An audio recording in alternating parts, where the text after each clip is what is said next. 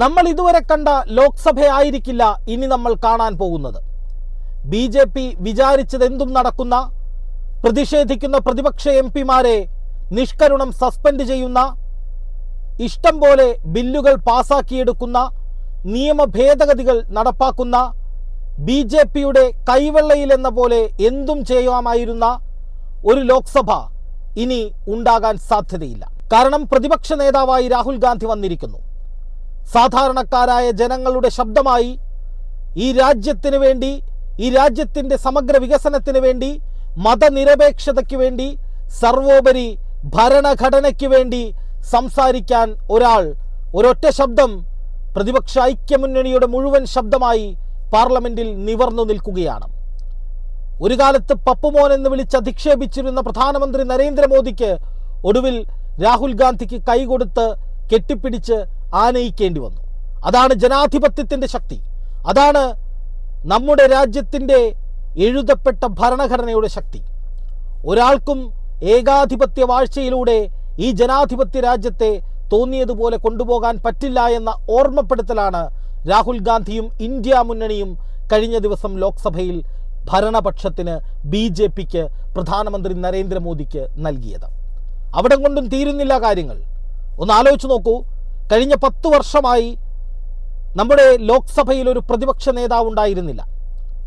Parliamentary party നേതാവ് എന്ന നിലയിൽ ആളുണ്ടായിരുന്നുവെങ്കിലും പ്രതിപക്ഷ നേതാവ് എന്ന ഔദ്യോഗിക പദവിയിൽ ആളുണ്ടായിരുന്നില്ല. അതിന് കാരണം മുഴുവൻ അംഗസംഖ്യയുടെ 10% ഏതെങ്കിലും പാർട്ടിക്കുണ്ടെങ്കിലേ പ്രതിപക്ഷ നേതാവ് എന്ന പദവിയിലേക്ക് അവിടെ ആളുണ്ടാകും.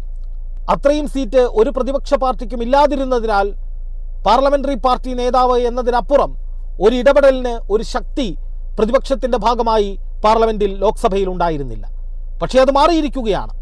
രാഹുൽ ഗാന്ധി പ്രതിപക്ഷ നേതാവായി വന്നിരിക്കുന്നു. അതും ഇന്ത്യ മുന്നണിയുടെ ഐക്യകണ്ഠേനയുള്ള തീരുമാനത്തിൻ്റെ അടിസ്ഥാനത്തിൽ.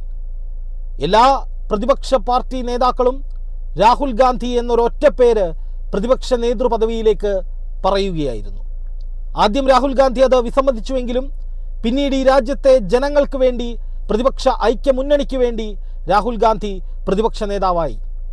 ആ മാറ്റം ലോക്സഭയിൽ ഉണ്ടാക്കാൻ പോകുന്നത് വലിയ മാറ്റങ്ങളാണ്. ഏറ്റവും പ്രധാനമായി രാഹുൽ ഗാന്ധിക്ക് ക്യാബിനറ്റ് മന്ത്രിയുടെ റാങ്കിലുള്ള അതേ പദവിയാണ്. അതാണ് ഇതിൽ ഏറ്റവും പ്രധാനപ്പെട്ട കാര്യം. IB, RO, CBI തുടങ്ങിയ കേന്ദ്ര ഏജൻസികളുടെയൊക്കെ തലവന്മാരെ തീരുമാനിക്കുമ്പോൾ ഇനി രാഹുൽ ഗാന്ധിയെ കൂടി പ്രധാനമന്ത്രി നരേന്ദ്രമോദിക്ക് കേൾക്കേണ്ടി വരും. അതുപോലെ മുഖ്യ തെരഞ്ഞെടുപ്പ് കമ്മീഷണർ അടക്കമുള്ള, വിവരാവകാശ കമ്മീഷണർ അടക്കമുള്ള പല പദവികളിലേക്കും തലപ്പത്തേക്ക് ആളുകളെ തീരുമാനിക്കുമ്പോൾ രാഹുൽ ഗാന്ധിയെ കേൾക്കേണ്ടി വരും. എന്ന് മാത്രമല്ല, ശക്തമായ ഇടപെടലിന് രാഹുൽ ഗാന്ധിക്ക് ഇപ്പോൾ ജനാധിപത്യപരമായ, നിയമപരമായ, ഭരണഘടനാപരമായ പദവി ലഭിച്ചിരിക്കുകയാണ് എന്നുള്ളതാണ് ഏറ്റവും പ്രധാനപ്പെട്ട കാര്യം. മുമ്പ് അദ്ദേഹം ഒരു MP ആയിരിക്കുമ്പോൾ, ഒരു ജനപ്രതിനിധി മാത്രമായിരിക്കുമ്പോഴാണ് മണിപ്പൂരിൽ പ്രധാനമന്ത്രി പോലും പോകാൻ മടിച്ചപ്പോൾ കടന്നുകയറി ചെന്ന് അവിടുത്തെ ജനങ്ങൾക്ക് ആശ്വാസമേകിയത്. അദ്ദേഹം കശ്മീരിൽ പോയി. അദ്ദേഹം കേരളത്തിൻ്റെ ഇങ്ങേയറ്റം മുതൽ കശ്മീരിൻ്റെ അങ്ങേയറ്റം വരെ ഭാരത് ജോഡോ യാത്ര എന്ന പേരിൽ ഒരു യാത്ര നടത്തി. ജനലക്ഷങ്ങളെ ചേർത്ത് നിർത്തിക്കൊണ്ട് സ്നേഹത്തിൻ്റെ ഭാഷയിൽ, സാഹോദര്യത്തിൻ്റെ ഭാഷയിൽ ഭരണഘടന പറഞ്ഞ്, ജനാധിപത്യം പറഞ്ഞ്, വിദ്വേഷത്തിൻ്റെ ഒരു തരി ഭാഷണം പോലുമില്ലാതെ രാഹുൽ ഗാന്ധി ഇന്ത്യ മുഴുവൻ നടന്നു നീങ്ങിയത് ജനലക്ഷങ്ങളുടെ ഹൃദയത്തിൽ നിന്നുള്ള പിന്തുണ ആവാഹിച്ചുകൊണ്ടായിരുന്നു. അല്ലാതെ അദ്ദേഹത്തിന് ഒരു പദവിയും ഉണ്ടായിരുന്നില്ല. ഒരു ജനപ്രതിനിധി എന്നതിനപ്പുറത്തേക്ക് മറ്റൊരു പദവിയോ മറ്റൊരു പവറോ അദ്ദേഹത്തിനുണ്ടായിരുന്നില്ല. പക്ഷേ ഇപ്പോൾ അങ്ങനെയല്ല കാര്യങ്ങൾ. ഇപ്പോൾ അദ്ദേഹത്തിന് പ്രതിപക്ഷ നേതാവ് എന്ന പരമപ്രധാനമായ ഒരു പദവി ലഭിച്ചിരിക്കുന്നു.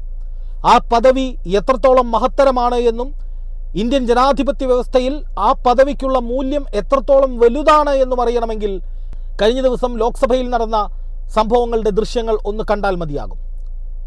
അതിൽ പ്രധാനമന്ത്രി നരേന്ദ്രമോദിക്ക് രാഹുൽ ഗാന്ധിയെ കൈകൊടുത്ത് കെട്ടിപ്പിടിച്ച് ആനയിക്കേണ്ടി വന്നു. കാരണം പ്രതിപക്ഷ നേതാവ് കൂടി ഉണ്ടെങ്കിലേ സ്പീക്കറെ അദ്ദേഹത്തിൻ്റെ ചെയറിലേക്ക് കൊണ്ടുപോകാൻ കഴിയൂ, ആനയിക്കാൻ കഴിയൂ. അതാണ് ജനാധിപത്യത്തിൻ്റെ ശക്തി. പപ്പുമോനെന്നും കുടുംബവാഴ്ചയെന്നും കഴിവില്ലാത്തവനെന്നും രാജ്യം മുഴുവൻ തെക്ക് വടക്ക് നടക്കുന്നവനെന്നും ഒക്കെ പറഞ്ഞ് പ്രധാനമന്ത്രി നരേന്ദ്രമോദി ഉൾപ്പെടെ കഴിഞ്ഞ 10 വർഷമായി അവഹേളനത്തിൻ്റെ അങ്ങേയറ്റത്ത് വരെ കൊണ്ടുചെന്നെത്തിച്ചയാളാണ് രാഹുൽ ഗാന്ധി. ഒടുവിൽ യഥാർത്ഥ ജനാധിപത്യത്തിൻ്റെ ശക്തി രാഹുൽ ഗാന്ധി തെളിയിച്ചപ്പോൾ അന്ന് ചീത്ത വിളിച്ച, അന്ന് അവഹേളിച്ച പ്രധാനമന്ത്രി നരേന്ദ്രമോദിക്ക് പോലും രാഹുലിനെ സ്വീകരിക്കേണ്ട ഗതികേട് വന്നു. അതൊരു ഗതികേടാകുന്നത് ബി ജെ പിയുടെ ചിന്താഗതി, രാഹുലിനെതിരായ, നെഹ്റു കുടുംബത്തിനെതിരായ ബി ജെ പിയുടെ ചിന്താഗതി വളരെ മോശമാണ് എന്നുള്ളത് കൊണ്ട് തന്നെയാണ്. കടിച്ച പാമ്പിനെ കൊണ്ട് തന്നെ വിഷമിറക്കിക്കുക എന്ന പ്രക്രിയയാണ് രാഹുൽ ഗാന്ധി ജനാധിപത്യത്തിൻ്റെയും ഭരണഘടനയുടെയും ആ ശക്തി വെച്ച് ചെയ്തു കാട്ടിയത്. ഇനി അങ്ങോട്ട് നിരവധി വിഷയങ്ങൾ പാർലമെന്റിനെ പ്രക്ഷുബ്ധമാക്കാൻ പോവുകയാണ് എന്ന കാര്യത്തിൽ ഒരു സംശയവും വേണ്ട. ഇപ്പോൾ തന്നെ നിരവധി വിഷയങ്ങൾ കോൺഗ്രസ് തങ്ങളുടെ ക്യാമ്പയിൻ വിഷയങ്ങളായി സോഷ്യൽ മീഡിയ വഴി പ്രചരിപ്പിക്കുന്നുണ്ട്. അതിലേറ്റവും പ്രധാനപ്പെട്ടത് നീറ്റ് പരീക്ഷയിലെ ക്രമക്കേട്, അതുപോലെ തന്നെ രാഹുൽ ഗാന്ധി വാർത്താ സമ്മേളനം വിളിച്ച് ലോകത്തോട് വിളിച്ചു പറഞ്ഞ സ്റ്റോക്ക് എക്സ്ചേഞ്ചിലെ കുംഭകോണം, അതുപോലെ തന്നെ ഈ രാജ്യത്തെ സാധാരണക്കാരുടെ നീറുന്ന പ്രശ്നങ്ങൾ, ഇന്ധനവില വർധന, രൂപയുടെ വിലയിടിവ് തുടങ്ങി തൊഴിലില്ലായ്മയടക്കം ഈ തെരഞ്ഞെടുപ്പ് കാലഘട്ടത്തിൽ ബി ജെ പി ഭരണത്തിനെതിരെ രാഹുൽ ഗാന്ധിയും കോൺഗ്രസും ഇന്ത്യ മുന്നണിയും ഉന്നയിച്ച വിഷയങ്ങളൊക്കെയും പാർലമെന്റിൽ രാഹുൽ ഗാന്ധിയും സംഘവും ഒന്നൊന്നായി ഉന്നയിക്കും. മുമ്പത്തെ പോലെ ഒരു മറുപടിയും പറയാതെ ഒഴിഞ്ഞു മാറുകയോ ചിരിച്ചു തള്ളുകയോ ഒക്കെ ചെയ്യുന്ന ഈ ചോദ്യങ്ങളെയൊക്കെ അവഗണിച്ച് ഒന്നിനും മറുപടി പറയാതെ പുച്ഛിച്ചു തള്ളിയൊക്കെ പോയിരുന്ന പ്രധാനമന്ത്രി നരേന്ദ്രമോദിക്ക് ഇനി അത് സാധിക്കുക സാധ്യമല്ല. കാരണം ശക്തനായ, കരുത്തനായ ഒരു പ്രതിപക്ഷ നേതാവുണ്ട് രാഹുൽ ഗാന്ധി.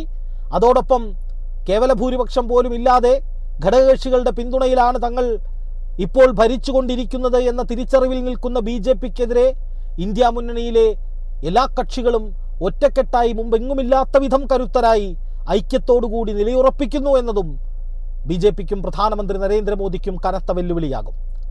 ഇതിൽ തന്നെ ഏറ്റവും പ്രധാനപ്പെട്ട ഒരു കാര്യം, രാഹുൽ ഗാന്ധി കഴിഞ്ഞ 10 വർഷം കൊണ്ട് തൻ്റെ അനുഭവത്തിൻ്റെ വെളിച്ചത്തിൽ ഒരു ഗംഭീര നേതാവായി വളർന്നു കഴിഞ്ഞു. ഒരു ഗംഭീര രാഷ്ട്രീയക്കാരനായി സ്നേഹത്തിൻ്റെയും സാഹോദര്യത്തിൻ്റെയും മതനിരപേക്ഷതയുടെയും ജനാധിപത്യത്തിൻ്റെയും മൂല്യങ്ങൾ മുറുക്കെ പിടിച്ചുകൊണ്ടുള്ള ഒരു നല്ല രാഷ്ട്രീയക്കാരനായി പരിണമിച്ചു എന്നുള്ളത് വളരെ പ്രധാനപ്പെട്ട കാര്യമാണ്. മുമ്പൊക്കെ കോൺഗ്രസിനുള്ളിലുള്ളവർ പോലും പറയും രാഹുൽ ഗാന്ധിക്ക് സ്ഥിരതയില്ലായിരുന്നുവെന്ന്. പ്രധാനപ്പെട്ട വിഷയങ്ങൾ വരുമ്പോൾ അദ്ദേഹം മുങ്ങും, വിദേശയാത്ര നടത്തും, വളരെ പക്വതയില്ലാതെ പ്രവർത്തിക്കും എന്നൊക്കെയുള്ള ആരോപണങ്ങൾ രാഹുൽ ഗാന്ധിക്കെതിരെ ഉയർത്തിയിട്ടുണ്ട്. ബി ജെ പിയും ഉയർത്തിയിട്ടുണ്ട്, കോൺഗ്രസിനുള്ളിൽ നിന്ന് തന്നെ ഉയർന്നു വന്നിട്ടുണ്ട്. പക്ഷെ കഴിഞ്ഞ 5 വർഷം കൊണ്ട് രാഹുൽ ഗാന്ധി അതെല്ലാം മാറ്റിമറിച്ചിരിക്കുന്നു. ഭാരത് ജോഡോ യാത്രയിലൂടെ അദ്ദേഹത്തിലേക്ക് ആർജിച്ചെടുത്ത ആ കരുത്ത്, ജനങ്ങളുടെ ശക്തി, ഈ രാജ്യത്തിൻ്റെ നീറുന്ന പ്രശ്നങ്ങൾക്കുള്ള പരിഹാരം എങ്ങനെ കാണാമെന്ന ചിന്ത, അതെല്ലാം ഇനി പാർലമെന്റിൽ അദ്ദേഹം പ്രകടിപ്പിക്കും. ഇതിലൊക്കെ രാഹുൽ ഗാന്ധി വിജയിക്കാനുള്ള സാധ്യതകൾ വളരെയേറെയാണ്. കാരണം ഇന്ത്യ മുന്നണി എന്നൊരു മുന്നണിയുടെ കെട്ടുറപ്പ് രാഹുൽ ഗാന്ധിയാണ് ഇത്രയധികം ശക്തമാക്കിയത്. ഏതു പാർട്ടി നേതാക്കളുമായിക്കൊള്ളട്ടെ, അവരുമായൊക്കെ സംസാരിച്ച്, അനുനയിപ്പിച്ച്, വിട്ടുവീഴ്ചകൾ ചെയ്ത് ഇന്നീ കാണുന്ന വിധത്തിലേക്ക് പ്രതിപക്ഷ ഐക്യമുന്നണി, ഇന്ത്യ മുന്നണി എന്ന രൂപത്തിൽ നട്ടെല്ലുയർത്തി നിൽക്കുന്നുണ്ടെങ്കിൽ അത് രാഹുൽ ഗാന്ധിയുടെ കൃത്യമായ ഇടപെടലാണ്, അക്ഷീണ പ്രയത്നമാണ്. ഒന്ന് ആലോചിച്ച് നോക്കുക, ഇപ്പോൾ ഇന്ത്യ മുന്നണിയിലുള്ള ഘടകകക്ഷികൾ അല്ലെങ്കിൽ പാർട്ടികൾ അവരൊക്കെ ഒരു കാലത്ത് കോൺഗ്രസ് വിരുദ്ധരായിരുന്നു. മുലായം സിംഗ് യാദവിൻ്റെ സമാജ്വാദി പാർട്ടി, ഉത്തർപ്രദേശിൽ ഇപ്പോൾ അഖിലേഷ് യാദവ് നേതൃത്വം കൊടുക്കുന്ന സമാജ്വാദി പാർട്ടി അടിയന്തരാവസ്ഥക്കാലത്തിന് ശേഷം ഇന്ദിരാഗാന്ധിക്കെതിരെ, കോൺഗ്രസിനെതിരെ ശക്തമായ നിലപാട് ഉയർത്തിപ്പിടിച്ച് മുന്നേറി വന്നൊരു പ്രസ്ഥാനമാണ്. ഒരുപക്ഷെ സമാജ്വാദി പാർട്ടി ഇന്നീ കാണുന്ന നിലയിലേക്ക് യു പിയിൽ എത്തിയിട്ടുണ്ടെങ്കിൽ അത് കോൺഗ്രസ് വിരുദ്ധത പ്രചരിപ്പിച്ചുകൊണ്ടാണ് എന്ന് പറഞ്ഞാലും അതിശയോക്തിയില്ല. അതുപോലെ തൃണമൂൽ കോൺഗ്രസ്, ഒരു കാലത്ത് കോൺഗ്രസ് പ്രവർത്തകയായിരുന്ന മമതാ ബാനർജി കോൺഗ്രസിനുള്ളിലെ സംഘർഷങ്ങളിൽ മനം മടുത്ത് തൃണമൂൽ കോൺഗ്രസ് ഉണ്ടാക്കി കോൺഗ്രസിനെതിരെ പോരാടിയാണ് ഇപ്പോൾ ബംഗാളിൻ്റെ രാജ്ഞിയായത്. അതുപോലെ DMK 1967 DMK രൂപീകരിക്കപ്പെടുമ്പോൾ, അണ്ണാദുരൈയുടെ നേതൃത്വത്തിൽ DMK രൂപീകരിക്കപ്പെടുന്ന സമയത്ത് കോൺഗ്രസിനെതിരെയാണ് അവർ നിലപാട് സ്വീകരിച്ചിരുന്നത്. ദ്രാവിഡ മുന്നേറ്റത്തിൻ്റെ സമയമായി എന്നാണ് അവർ പറഞ്ഞിരുന്നത്. അന്ന് DMK കോൺഗ്രസ് വിരുദ്ധത പ്രകടിപ്പിച്ച സമയത്ത് കോൺഗ്രസ് തമിഴ്നാട്ടിൽ അണ്ണാ DMKയുടെ ഒപ്പമാണ് സഖ്യം കൂടിയത്. ഇന്ന് ആ അണ്ണാ DMK BJPക്കൊപ്പം പോയി അവിടെ നിന്ന് പിളർന്ന്, അല്ലെങ്കിൽ NDA ഘടകകക്ഷിയിൽ നിന്ന് മാറി BJPക്കെതിരെ നിലകൊള്ളുന്നു. DMKയുമായി കോൺഗ്രസ് സഖ്യമുണ്ടാക്കുന്നു. കഴിഞ്ഞ ദിവസങ്ങളിൽ കുറേ വാർത്തകൾ വന്നു. മമതാ ബാനർജിയും തൃണമൂൽ കോൺഗ്രസും ഒക്കെ കൊടിക്കുന്നിൽ സുരേഷിനെ സ്പീക്കർ സ്ഥാനാർത്ഥിയായി മത്സരിപ്പിച്ചതിനെതിരെ കടുത്ത അമർഷത്തിലാണ്, ഇന്ത്യ മുന്നണി പൊളിയുന്നു എന്നൊക്കെ പറഞ്ഞ് ഗോദി മീഡിയ ഉണ്ടാക്കിയൊരു വാർത്തയാണ്. പക്ഷെ കഴിഞ്ഞ ദിവസം ഈ രാഹുൽ ഗാന്ധി പാർലമെന്റിൽ വെച്ച്, ലോക്സഭയിൽ വെച്ച് തൃണമൂൽ കോൺഗ്രസിൻ്റെ ഏറ്റവും പ്രധാനപ്പെട്ട നേതാവും മമതാ ബാനർജിയുടെ ഏറ്റവും അടുത്ത വിശ്വസ്തനുമായ അഖിലേഷ് ബാനർജിയുമായി സംസാരിക്കുന്ന ദൃശ്യങ്ങൾ പുറത്തു വന്നു. അദ്ദേഹത്തോട് സംസാരിച്ചത്, അനുനയിപ്പിച്ചത് ഈ വിഷയങ്ങളൊക്കെ പെട്ടെന്നുണ്ടായതുകൊണ്ട് നമുക്കൊരു തീരുമാനം എടുക്കേണ്ടി വന്നതാണ്, അതിൽ മറ്റൊരു വിഷയവുമില്ല എന്നുള്ളതായിരുന്നു. അങ്ങനെ ഇന്ത്യ മുന്നണിയുടെ പ്രശ്നമെന്ന് പറഞ്ഞ് മാധ്യമങ്ങൾ ഊതിപ്പെരുപ്പിച്ച ആ പ്രശ്നവും വളരെ എളുപ്പത്തിൽ രാഹുൽ ഗാന്ധി പരിഹരിച്ചു തന്നു. അതായത് രാഹുൽ ഗാന്ധി എന്ന കറകളഞ്ഞ ഏറ്റവും നന്മയുള്ള ഒരു രാഷ്ട്രീയ നേതാവിൻ്റെ അതിശക്തമായൊരു മുന്നേറ്റമായിരിക്കും ഇനി ഉണ്ടാവുക. അതായത് ഒരു പതിറ്റാണ്ട് കാലം, 10 വർഷം രാഹുൽ ഗാന്ധി തീക്ഷ്ണമായ പരീക്ഷണ കാലഘട്ടത്തിലൂടെ കടന്നു പോവുകയായിരുന്നു എന്ന് പറയാം. അദ്ദേഹം പതിയെ രാഷ്ട്രീയം പഠിച്ചു, ജനങ്ങളുടെ വിശ്വാസമാർജിച്ചു, ധാർഷ്ട്യവും ധിക്കാരവും വർഗീയതയും പറയുന്നവർക്ക് നേരെ സ്നേഹവും സാഹോദര്യവും ഭരണഘടനയും ജനാധിപത്യവും ഉയർത്തിപ്പിടിച്ച് പോരാടുന്നത് എങ്ങനെയാണെന്ന് കാണിച്ചു തന്നു. ഭാരത് ജോഡോ യാത്ര നടത്തി തെലങ്കാനയും കർണാടകയും ഭരണം പിടിച്ചു. അങ്ങനെ ഒരു വലിയ മുന്നേറ്റത്തിൻ്റെ കഥയാണ് രാഹുൽ ഗാന്ധിക്ക് ഇക്കഴിഞ്ഞ കാലയളവിൽ പറയാനുള്ളത്. പ്രത്യേകം ഓർക്കേണ്ടത്, എവിടെയും സംഘർഷത്തിൻ്റെ സ്വരമോ വർഗീയതയുടെ സ്വരമോ ഭിന്നിപ്പിൻ്റെ രാഷ്ട്രീയമോ രാഹുൽ ഗാന്ധി പറഞ്ഞിട്ടില്ല. സ്നേഹത്തിൻ്റെ, സാഹോദര്യത്തിൻ്റെ, നന്മയുടെ ഭാഷയിലൂടെയാണ് രാഹുൽ ഗാന്ധി ഇക്കണ്ട നേട്ടം അത്രയും ഉണ്ടാക്കിയത്. അതുകൊണ്ട് തന്നെ രാഹുൽ ഗാന്ധിക്ക് ആ മാർഗത്തിലൂടെ മുന്നോട്ട് പോകാൻ എളുപ്പമാണ്. സത്യത്തിൻ്റെ മാർഗമാണത്. അത് വിജയിക്കാനുള്ള സാധ്യതകൾ ഏറെയാണ് താനും.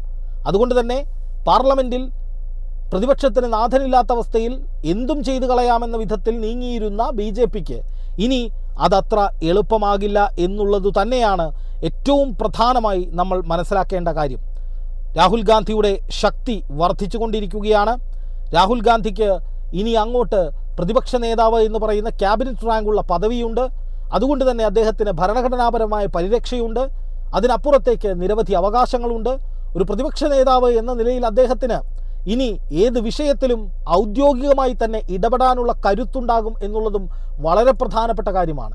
പണ്ട് UPയിൽ ഒരു ദളിത് ബാലികയുടെ കൊലപാതകവുമായി ബന്ധപ്പെട്ട് രാഹുൽ ഗാന്ധിയും പ്രിയങ്ക ഗാന്ധിയും വിവരങ്ങൾ അന്വേഷിക്കാൻ എത്തിയപ്പോൾ അദ്ദേഹത്തെ അറസ്റ്റ് ചെയ്യാനും കസ്റ്റഡിയിൽ വെക്കാനും ഒക്കെയുള്ള നീക്കങ്ങൾ അന്ന് ഉത്തർപ്രദേശ് സർക്കാരിൻ്റെ ഭാഗത്തു നിന്നുണ്ടായിരുന്നു. അതുപോലെ തന്നെ രാഹുൽ ഗാന്ധിയെ പലയിടത്തും തടയാനും ഈ ഭാരത് ജോഡോ യാത്രയുടെ ഭാഗമായി ശ്രമങ്ങളുണ്ടായിരുന്നു. അതൊന്നും ഇനി നടക്കില്ല എന്നും രാഹുൽ ഗാന്ധിക്ക് തൻ്റെ അധികാര ശക്തി ഉപയോഗിച്ചത് ജനാധിപത്യത്തിലൂടെ ഭരണഘടന ഉയർത്തിപ്പിടിച്ച് നേടിയ ആ അധികാരത്തിലൂടെ ഈ രാജ്യത്തെ ഏതു പ്രശ്നത്തിലും ഇടപെട്ട് പരിഹാരം കണ്ടെത്താനുള്ള ശേഷി ആർജിക്കുമ്പോൾ അത് ഇന്ത്യൻ നാഷണൽ കോൺഗ്രസിനും അതുപോലെ തന്നെ ഇന്ത്യ മുന്നണിക്കും കരുത്ത് വർദ്ധിപ്പിക്കും. പ്രധാനമന്ത്രിയും ഭരണപക്ഷവും BJPയും ഇടപെടാത്തിടത്ത് ഇടപെട്ട് വിജയം നേടാൻ, അല്ലെങ്കിൽ സാധാരണക്കാരായ ജനങ്ങളുടെ വിഷയങ്ങൾക്ക് പരിഹാരം കാണാൻ രാഹുൽ ഗാന്ധിക്ക് കഴിഞ്ഞാൽ അദ്ദേഹത്തിൻ്റെ മുന്നേറ്റം നമ്മൾ പ്രതീക്ഷിക്കുന്നതിനും അപ്പുറം അതിവേഗത്തിലായിരിക്കും. അത് തടയാൻ BJPക്ക് ഒരുപക്ഷെ കഴിഞ്ഞെന്നും വരില്ല. അതുകൊണ്ട് തന്നെ ഇനിയുള്ള പാർലമെൻറ്റ് സെഷനും അതുപോലെ തന്നെ ഇനിയുള്ള ദിവസങ്ങളും ഇന്ത്യ മുന്നണിയെയും പ്രതിപക്ഷത്തെയും സർവോപരി രാഹുൽ ഗാന്ധിയെയും സംബന്ധിച്ച് വളരെ നിർണായകമാണ്. അതിലുപരി പ്രധാനമന്ത്രി നരേന്ദ്രമോദിയും BJPയും ഒക്കെ ഇതിനെ എങ്ങനെ കൈകാര്യം ചെയ്യും എന്നതാണ് രാജ്യം ഉറ്റുനോക്കുന്നത്.